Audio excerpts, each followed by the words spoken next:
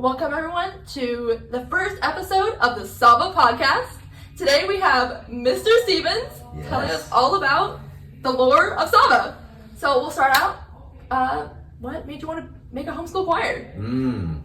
Well, from a professional perspective, I was in public education and had a choir before, and I loved it, but then I started a business in education after I left the public school system, and after about 5 years, I was like, I have to teach again, because I love students, and I love to interact with students and do crazy fun things. And I got this idea, because my company is in the homeschool market, I was like, what if I started a homeschool choir that gave homeschool kids the same opportunities that I had in public school? Yes. Because like going up in high school, I had so much fun being in junior high too. Junior high choir and high school choir. We would travel, we'd have so much fun on the bus, and then we would go in the hotel, and we'd get into mischief, and it was so much fun. And then of course, just every rehearsal and working, we had a really quirky teacher. So I was like, man, if, the homeschool market or the homeschool like sector just kind of gets a bad rap for being like homely. Yes. And so I was like, man, I really want to create something that's legitimate and very much like public school, except we just homeschool. Yes. So I love it. That's how it happened. Wow, that's awesome. So what was it like starting from scratch, Oh man. So a lot of people don't know this story about Saava. Really? I came to Texas State to work on a second master's degree in choral conducting because I had this idea and I would move back to Missouri and start it in Missouri. Oh. That's what was originally going to happen. Okay. But after I came to San Marcos and was working in Austin with my business and I had an office there, and I started seeing like how many homeschoolers there were in the Austin metro area, even all the way down into the Braunfels and over in Dripping and Bastrop and we're everywhere. Yeah, Georgetown. I was like, whoa, there's a lot more people here that I could probably reach. And as I was going through my master's degree, I just fell in love with the area. So I started, during my master's degree, I started like putting my feelers out. And so I started getting on some Facebook groups for homeschoolers and started posting in there. And I started with like, I don't know, a mix of students at this crummy little place in San Marcos there was probably like maybe, I don't know, 10 kids in that, but it were like from elementary all the way up to like high school. So it was really hard to like do choir. So we just did some singing stuff and I was trying to like connect. And so I was going to lunch with some parents and stuff and trying to get it going. In fact, Phoenix was a little boy. Really? In that very first group. Long time ago. Probably in 2018. Yeah. Oh my gosh, so long ago. Yeah, exactly. And so anyway, then I quit doing that and I tried to get with One Day Academy to maybe start a One Day Academy choir. And so I started at the campus over there where the Shocks are. Where we had them at over there. Yeah. And so I had like 5 students there and that was all I could get to join. And then I was thinking about like branching off and going maybe further into Austin. And I was like, I don't know. Well, so what I actually did was I did what I always do, and that's like, I don't want to be a part of anybody's anything. I want to do my own thing. So I just created South Austin Academy of Vocal Arts and I got on Facebook pages and it said, we're starting a choir. And I started posting it everywhere on every homeschool Facebook page. And the first year, the fall of 2019, we had 6 high school girls and we had 12 like encore kids, middle kids. Oh, okay. So encore was bigger when it first started. Yeah, it was the biggest one. Okay. And we did music and prepped all the way through to spring, but the spring of 2020 was when COVID hit. Oh my gosh. We got canceled, obviously. Right. So I went ahead and just pushed through that summer and kept posting, we're still gonna do choir. And parents can decide how they wanna mask their kids or whatever. Yeah. And we were at the building over there and we started like across the way and we had probably like maybe 15 kids in encore and maybe 10 kids in the high school choir. Oh, so high school is growing. Okay. Yes, it was slowly picking up. And then like the next year, we finally had like over 20 in the high school group, and then it just kept growing for there. But starting from scratch, to answer your question, it's you have to really be persistent and consistent with your vision. You just keep trying until you find what fits. And finally, doing my own thing was how people started hearing about it and wanting to do it. Wow. So, that's really cool. Yeah. Huh. But it was like, I'm sure there's tons of hardships too. Like, man, like there were times, that like, let's say the first year I was doing Saava, there was 12 little kids and 6 high school kids. And I'm like, but I want like 40 kids in my choir. Right. But I still, I was offering it, and I was like, okay, it's going to grow over time. But the hardship for me as a teacher was that it was boring. Right, because and it's hard to do anything interesting musically if you have so many few kids. Right. But I did, with those 6 girls, we divided up into SSA, and we did some music, like 2 on soprano, 1, 2 on soprano, 2 and 2 on alto. That's awesome. And we made it work. So we did some good music. We even did a piece by Eric Whitaker, the Seals Lullaby. Yeah. Oh my gosh, I haven't heard that one. It's beautiful. Yeah. How about that? Yes. Wow, that's so cool. Yes. Trying to get here. We have 85 students now. In high school. And what's crazy is that if you don't be persistent and you give up, it will never happen. Yeah, that's true. So I'm always was thinking, I have to keep going. Yes. I have to keep going. Don't give up. And then at the end of the spring, I would just start posting like tons on those Facebook groups, trying to get the word out. Like, okay, moms are going to look at like 8 o'clock in the morning, so I'll post at 7. Yeah. Or they're going to look at 10 o'clock at night whenever the kids are in bed, so I'll post at 9. Because, that stuff gets lost in the feed. Yeah. And so that's how I was working through it. Wow. That's kind of crazy. Like, having to think about that, like, you have to do that really early in the morning or late at night, like, just before they check. Yes. So it'll be there when they do check. Yeah, because in those homeschool groups, you might have 25 posts in a day. Well, your post is going to get pushed down. People aren't going to scroll down 25 posts to see who I'll post today. They're just seeing what's kind of like showing up in the feed. Right. So I was posting consistently to get the word out. And I did. Like, we had so many people that would say, oh, I saw you on Facebook. And I was like, okay, this is working. Yes. And then later, like maybe 2 years ago, we actually started doing Facebook ads because we had some footage of our choirs. So that kind of helped to get the word out. The algorithm was able to speak to more people and show up. Exactly. And now that we have an Instagram, I know. We do reels, podcasts. Yes. Other stuff like that, so even more people can see it. Because I know a ton of people joined this semester because of the social media. And I'm like, okay, let's keep going. Let's go even further. That's right. And then Carnegie Hall. I know. I know. Exciting. Oh my gosh. Crazy. For real. It's really crazy. I'm excited for that. And so the next thing I wanted to ask was, how did you build it into what it is today? Like, we have 85 students now, like way more than the 12 high schoolers. Yeah. Well, I think, aside from just the piece of posting on Facebook or doing Facebook ads, I think the building actually comes more from what you do with the students.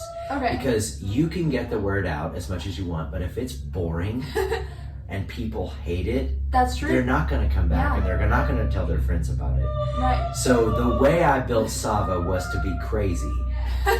Literally. That's true. And it worked. Yes. It worked. To do crazy stuff that makes those kids talk about, like, I wanted them to go home with like, well, he's kind of weird, but we got to do blah blah blah, or that was so fun, or this song we're doing is really fun and interesting. Make it memorable, so you remember it when they go home and tell everyone else. Absolutely. And so, like, even doing things like a retreat, because you bring everybody together, you feed them food, you play games, and that helps build like camaraderie among the students. But what you're really doing is you're building Saava. Right. Because the kids are going to want to keep coming. Because there's a fine line. You hold kids really accountable to a high level of musicality, even if they don't audition. You still make them reach. Yes. But you have to do things that make it fun. Yeah, for sure. Because you can be all stiff and hold kids accountable, but if they're not having fun, they're just not going to do it. It just doesn't call to them. Right. But like, if they want to do it, they will do it. Yeah. And they want to do things that are fun. Yeah, and that's it. The want always comes to the fun. So you have to figure out, how do you balance professionalism and being really good singers and performing well with always keeping it fun. Right. Yeah, and doing crazy stuff. Like a piece of what I did, I think that really impacted was doing the pranks on the students at the concerts. Oh my gosh! Because if you tell them that early in the semester, they're going to be like, what? He's going to do a prank, and then they're all talking about it. And then whenever somebody's talking at school, ODA or whatever, they're going to be like, oh yeah, he's going to prank us. We don't even know what he's going to do. And then inviting them to prank me. Yes. So we're still being professional. We're doing some great music, but we're having a heck of a time. Like, it's just a lot of fun. And I never know what they're going to do. Sometimes they don't prank me. Sometimes they do. It's true. Sometimes I don't prank them. Sometimes I do. So, those are all like little pieces that you build into where you do, you build a choir. I think that's really what it comes down to. Just making it fun, but also professional. Yeah. Professionally fun. Yeah, and like, the retreat is a great opportunity, but then like the fall festival, we don't even sing. We just go, we bring chili, and you guys get on roofs. Oh gosh. That 1 year. Yeah, right? Like, I mean, those are all the things that happen that are memorable, and kids will just want to be a part of it. I've had so many kids that join. It would be like, oh, I was hearing my friends talking about it, and I had so much FOMO. Like, I want to be a part of that. Like, I want to do that, and I don't know if I can sing, And so, but they try it, and then they grow and become great singers. Yeah, absolutely. For sure. I love the fall festival because that's, I think, just an amazing way to build community and really make friends there. Because when you first join, like, if you don't know anybody, like, you don't have any friends there. But that's like the first place you do to make friends. Like, that's it's amazing. Yes. It's just, wow. And this year we have our first spring fling. Oh my god, I totally forgot about that. I'm so excited about it. Yeah. So oh my gosh. Now we'll have one in the fall and one in the spring. Yes, that'll be And amazing. the one in the spring, we're going to invite alumni back every year. Actually, it's like homecoming? So it's like homecoming where all the alumni gets to come back. That's so cool. And be at the spring fling and meet everybody. Not the fall festival, because we need our groups to join and connect. Especially like, that with first them. semester. Yeah, because it's so hard. Like, this semester was really hard. Everybody was like, all of our graduates, and they're like crying and wanting them to come, and I'm like, they can't. Right. You have to build connections with these kids that you knew. The fall festival, the Christmas parties, the concert itself. Madrigal. Madrigal. Yes. And see, all those things are fun. We raise money doing it. Yes. We have a lot of fun. It's like bringing theater into the choir room for some kids. But then it's also doing something from a really crazy time period where you can be really crazy and out there and it doesn't even matter if you mess up because it can be part of the show. Exactly. So they're having a lot of fun doing that, right? And even like the joke about the men has to wear tights. Yes. So we let them do the song men in tights. All of those things, to answer your question, is what I did to build Saava. I think that's what the fun is, what does it. I totally agree. And winning doesn't like make it worse. Oh, for sure not. Winning always makes it a bit better. Which, Nationals coming up. Coming up. We got it, guys. My final question: where's Saava going next? Well, first and foremost, Saava's going to Carnegie Hall in 2027. So excited. The invitation was given for me to conduct the first ever homeschool honor choir festival at Carnegie. And I was like, that's such an honor, and I was so excited to go. But I was like, I can't go without my students. So I said, I have a choir that has to come with me if they want to go, right? If the students want to go, I want them to go with me and be mentors to all the kids across the nation that show up, and to also be section leaders and that kind of thing, musically, to lead. Just so that I know I have a really good choir, because I know my kids will learn this music and they will do it well. The music we're doing is nothing like anything we've ever done. You know the music already? We're doing Dan Forrest's Requiem for the Living, and it's 5 movements of a requiem. Totally different than anything we've ever done. Ever. Oh my gosh. It's totally different. So it'll be such a great challenge for our Saava singers, And then, where else are we going? Well, we're going overseas. Yes. I forgot about Europe. Yes, we're going to do a Europe trip. We probably will wait, since we're doing Carnegie in 2027, it's a pretty expensive trip. Yes. We'll probably, go in 2030. So that, and then of course alumni can always come and go and sing with us. Always. Yes, It will I will always be be there. open. I'll be there. Every time. Yeah.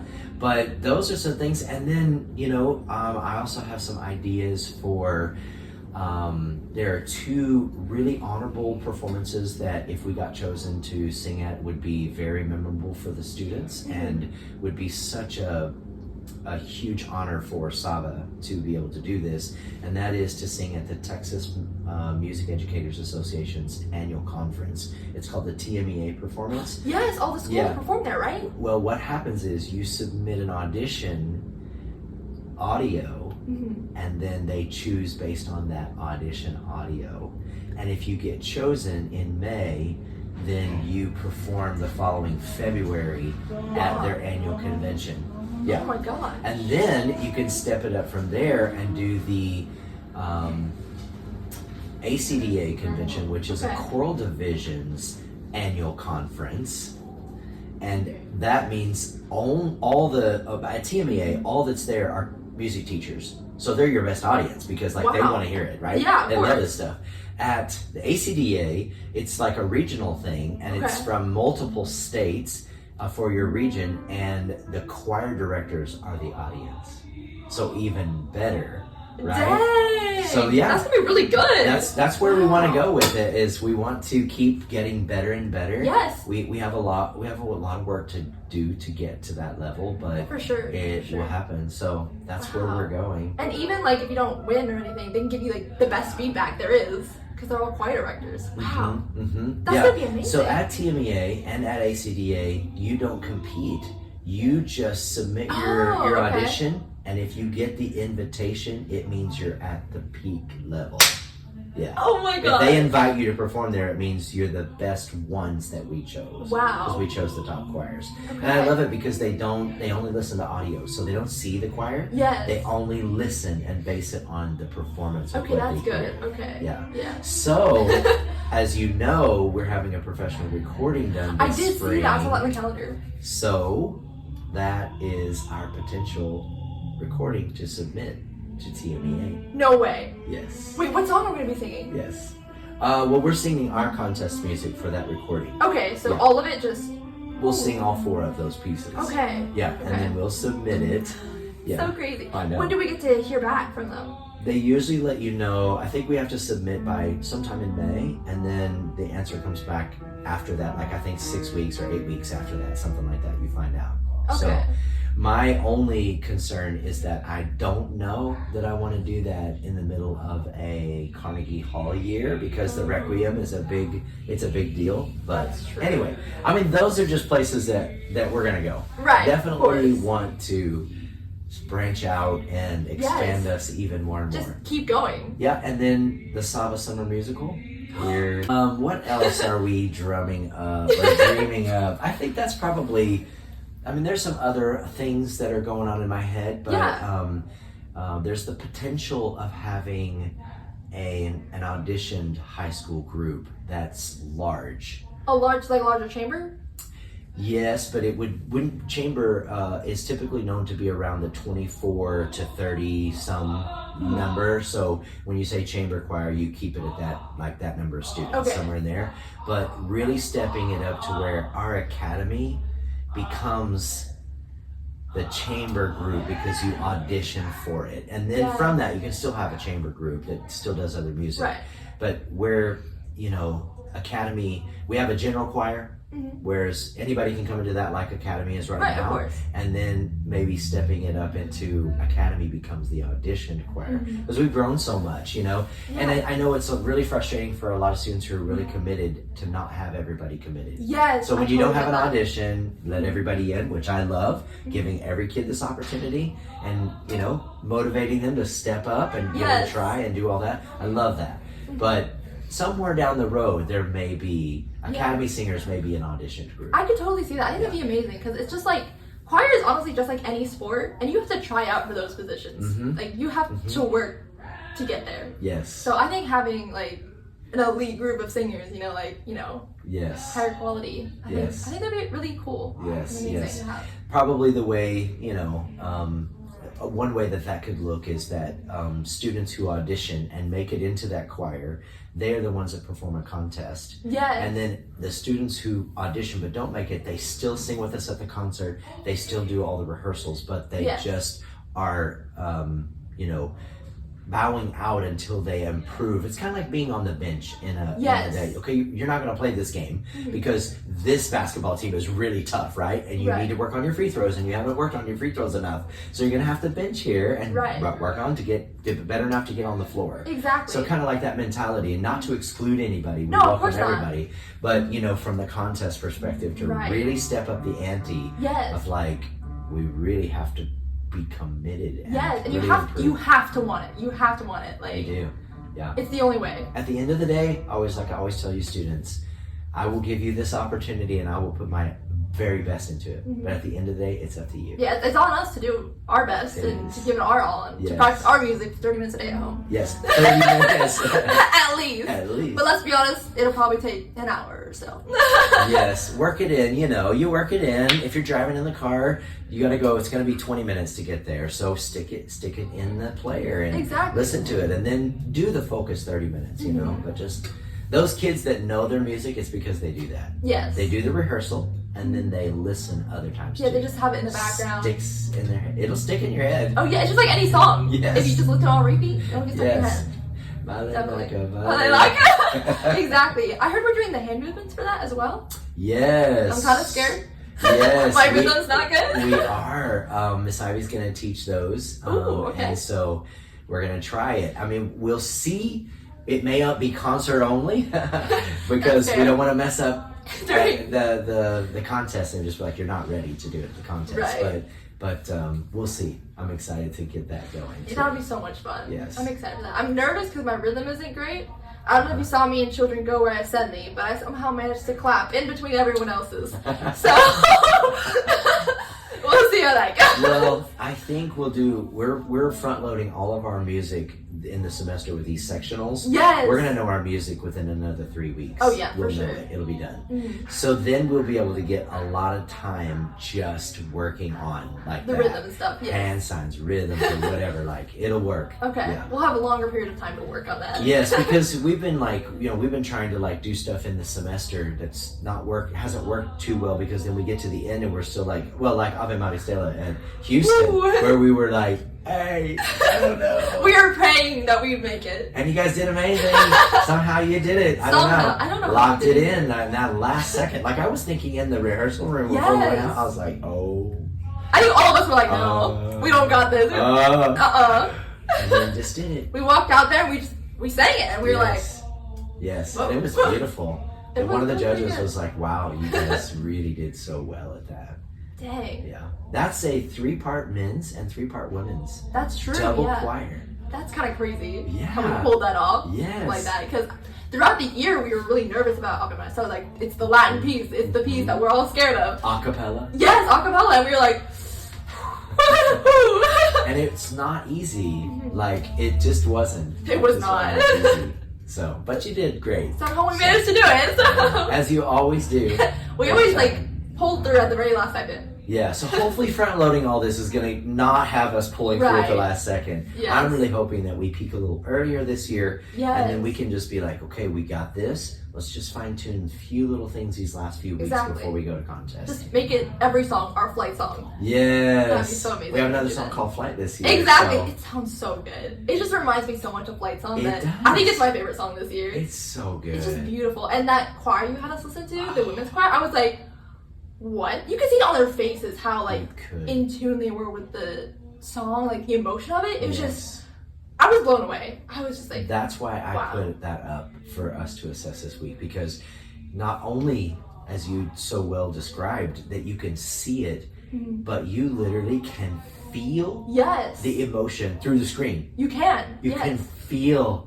It comes in their voice. It's their being that's creating that. It's so powerful. Yes. And I'm like, oh, we can do that. For sure. Yes. And when the parts got faster, you could feel the energy. It's like, it felt like a spin motion. I don't know. You could feel it. I was like, wow, we have to do this. Like, we have to do this song justice. Like, I think that song was inspiring. It set such a high bar for us. Like, but I know we can reach it. Like, we can totally do this. And those judges are just going to be writing, and they're going to lay down their pen and be like, oh, I gotta watch you. They might cry. They might cry. Exactly. Are we performing all 4, or are we choosing 2? So when you go to nationals for Music in the Parks, and competing on the national stage, which just means anybody from across the nation can come and compete against you. Right. Which we have like 12 high school choirs we're competing against. Ooh. Yeah. That one, you choose 2 pieces that you perform for the judges, and then one of those other 2 you use as a warm-up piece. So you get the feel of the stage, and they're not judging you on it, right? But you can feel that. So I have to be very good at deciding, like, what are the 2 pieces that we can really do justice, get judged on, but can we do something that warms them up that they're just like, oh my God, I'm ready to hear these people. Like with White Song, like last year. Yeah. I was like, so that they feel, they really kind of feel like, what is it that these people are going to be about? When we go to Houston for TPSMEA, we perform 3 pieces. Right. So at Houston, we have to have 2 from their list of repertoire. So that's why there's 4 total, is because I wanted to have enough to do 3 at Houston, with 2 of them being on their list. Right. But then also having enough to do 2 plus the 1 warm up at nationals. Right. And then you have that one that you can be like, this is our weakest song. Bye bye. Goodbye. We'll do it at the concert. Yeah, the concert piece. Yeah. So it's tricky. You have to be really careful about how you do that, and then you also have to pick music that is. It works for the judges to be like, okay, this choir can sing this genre, and then now they can sing this genre. Yes. So like that's why we do Quindia and Balalaka, is because those are 2 folk songs from a different culture that's ours in another language. And then we do a typical flight song or flight as that choral piece, How Great Thou Art, by Dan Forrest, that kind of the range by Dan Forrest. Things like that then they're like, oh, true choral music, right? And then maybe like a spiritual or a gospel like piece. Joshua? Yes. That was so good. I love Joshua. Yeah. The screaming parts were, I remember when we worked on that, I was like, ooh, can we get it? And then by the end of the rehearsal, we got it. I was like, dang! We did. We're good. We really did. It's amazing.